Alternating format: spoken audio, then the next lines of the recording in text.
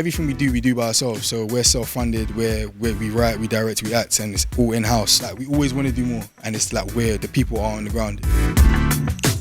It's such a stressful day, man. You come in early and then there's so many things to think about, like lighting, sound, people coming on time, tech rehearsal, dress rehearsal. Rehearsals were good, actually. Rehearsals are really good. Usually we do like big rehearsals. Everybody's there at once in like different rooms. But this time we kind of split up. So we had a lot of time with the directors, Edward. The rehearsals were interesting. They were different all the time. Sometimes it was just 2 people, sometimes it was everyone, sometimes it was 4 people, but it was good. Edward is such a good director. He led us so well. We did so many different things to warm up, exercises. It was so good. It was really interesting. For me, rehearsals are just do the work at home, and rehearsals are fine. Like, if you don't know your lines and you come to rehearsal, there's no point. There's nothing to rehearse. But if you come knowing your lines, which is what I require everybody to do, we can really make magic happen. I think the greatest privilege and the biggest privilege that I dare not forget is the fact that there's 160 people coming tonight who we have to impact.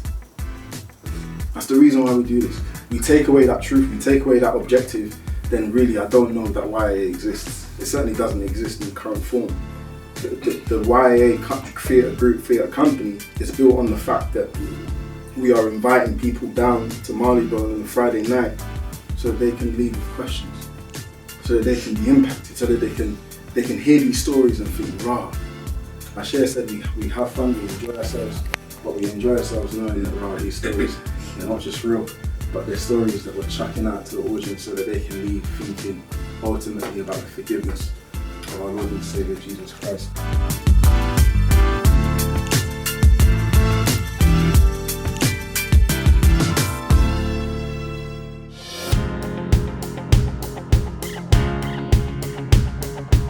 No matter what you do, it's stuck. No one can get it out. And we tried. I tried. I tried to unpick, unhinge, and undo the mess. My mess. But I can't. It's stuck there.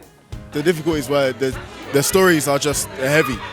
They're very heavy stories. So just making sure you're delivering the stories in the right way is hard. So it requires a lot of work. But you're working with a great cast, a great team, so they make your life easier. Was a good boy, especially in primary school. All 4s in his sats read to me every night. Nothing happened! Hey, stop chatting to me about all of this God stuff. I ain't interested. God is in here. Hear him, man, self. God is the ruler, the man that runs this place. It was really surreal. The first time we staged it, it was really I wasn't part of it. I'd only written the piece, whereas this time I'm acting, and it's the first time I've acted in about, I don't know, like maybe 5 years on stage. I kind of more stay behind and write in my room, write in the corner, and then bring it to the stage and give it to the actors. So this was really kind of nerve-wracking not to be able to, first of all, watch it in the way I usually do as a director, but second of all, like learning my lines. Like, I haven't had to learn lines in a really, really long time. So it was really surreal being part of the process in a really different way, not just as the writer or a director, but also as the actor, so having all of the hats on. Huge scene, and when I pinched him secretly, he cried louder. When we got to the car, I told him off. And of course, I gave him the sweet that he'd been crying for. Would you believe that he took the same sweet out of his pocket? He'd taken it without me realizing. I feel like my character can kind of get lost in the hubble and bubble of the story, especially just because even though she was significant, she wasn't as big as some of the other ones. But I think that they saw a story from a different perspective, and that's what I wanted, for them to see the pain of mothers and how mothers cry when these things happen, and I think that was achieved. How meant to face his colleagues when they know he has a good for nothing killer out of the system. Have we ever done you wrong? We are giving you everything you've ever needed. We sent you to a good school, introduced you to a good man, someone who cares for you, who provided for you. You've never had to work. You introduced me. You literally married me off when I was 18. I couldn't even date before, then all of a sudden I'm supposed to be alright. Sure, I'm seeing today. In general, women's stories, just telling the stories that aren't necessarily told, aren't necessarily shown in the media. Just wanted to shine a light. I told you exactly what that man was doing to me. That he was beating me, hurting me, raping me, and you did nothing. You didn't do anything. Rachel, what did you tell her? I told her that a husband can never rape his wife. That she does what he says and give him what he wants. Right.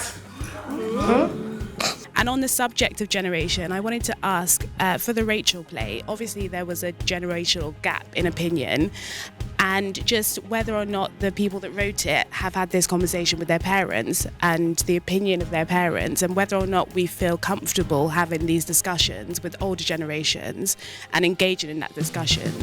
I think my mum and I were watching a documentary about rape within marriage, and we had like a very honest conversation about how, yeah, that is a thing, and unfortunately it's a thing that happens a lot within different communities. And Rachel's mum is very real in the sense that a lot of mothers would say that doesn't happen, it's not real, and unfortunately it is. A lot of people are dealing with every topic that we touched on.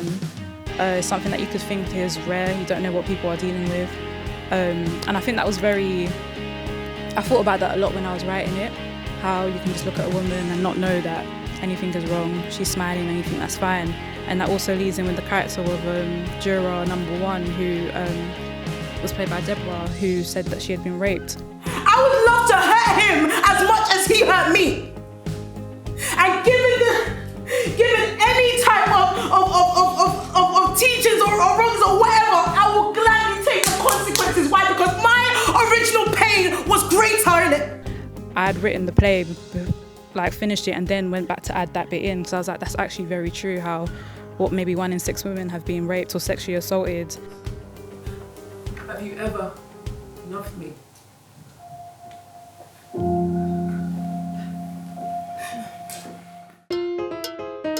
Did you actually have to learn the Spanish, or did you did you know it already? That's todo bien. See? Yeah, the answer to the question is yeah. We learned, so using Google Translate. We just translated it and then learnt via the person who talks when you do Google Translate. I am so very sorry, Dorcas. No, Olu, you are not sorry. You are just... No, from the bottom of my heart, I am sorry. I do not deserve to be sitting there looking at your face. Hey, Dorcas. Let me ask a question. It's a really complex role. It was a really difficult role to play. I feel like it's something that we don't often see seen being played, especially in the role of putting it in Spain, and then also having the fact that, you were a sex traffic worker. How did you get into that role? How did you work on that role? What did you do to develop that character? Because it is a really extreme character. It was quite complex, but I think what I did mostly was I tried to watch as many documentaries as possible. So I watched story times, I watched testimonies of people who had survived, and then I would study their body language. I'd study the way they'd speak, I'd study the emotion, just to see if I could embody that. Call what you did a mistake. Your own mistake stripped me of my humanity. I was not a human being to those men, although I was fresh meat.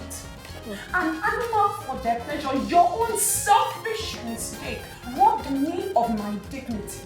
I think the audience tonight were amazing. Like, we could hear them getting into the conversation, we could hear them having their own separate conversations, and the questions were really insightful after all as well. Like, it made me think as well, like, would I be able to forgive this person? What do I think about this person? How do I think this mum was? Like, it was really insightful questions, so yeah, it was good. I just wanted to know how the title of the play, the F word, came about, and what does it mean? What relation does it have to the different scenes we watched? As we go through each of the 3 pieces, they're all about forgiveness. It's obviously the main theme in all of the different pieces, and it's such a big theme, right? So by the title, the F word, we're kind of just drawing out just how big a title it is. Like, it is the F word. So I think the reason why all of these plays are quite extreme is because we're trying to prove the point that this thing is not easy. If we use an example where someone barged someone and they drop their phone and smash their phone, I forgive you, it's like, we can relate to that. But once it becomes extreme and kind of out of reach, it becomes realer. Like, hold on, what would we do? In terms of what people should take away from it is that it's a process. And it isn't that, okay, Jesus forgives me, I forgive you now, and that's it. It's like, no, Jesus forgives me, so now I know I should forgive you, and I'm going to attempt to forgive you. And the first thing is that fam, you need some supernatural strength to do it. Do you get me? And I guess that's why we're Christians, because we do try to draw on supernatural strength to do it in the first place. So yeah, man. Also, I think forgiveness opens your eyes to recognize the other areas in your life that has been affected and that you don't know about. It kind of opens your eyes to be like, oh, this department, I never knew it was affected by this circumstance.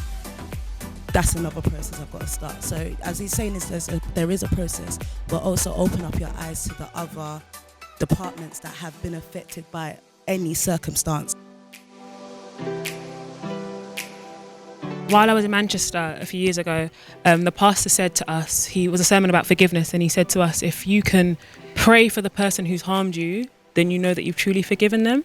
And I think that is the truest test. Like if you can, and I know that some of us in here are feeling like, okay, cool, this person done, people are coming to mind and you're like, I've forgiven them. The true test is tonight, when you think about them, pray for them. Pray for good things to happen to them. And if you're like me, and at that time, and I started to pray, and I was like, couldn't get it out, because and that was how it was exposed, and that's how God shows us how we truly feel. And if you don't pray, then speak good things, like I want this good thing, I want them to have this and that, I want them to find happiness. And if you're struggling to even articulate those things, then you know that there's still work to be done.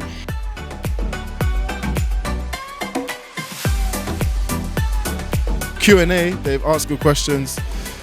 What I've heard so far, they've enjoyed themselves. I think they were shocked. I think it kind of like threw them off guard. They weren't really expecting these sort of plays and these sort of stories.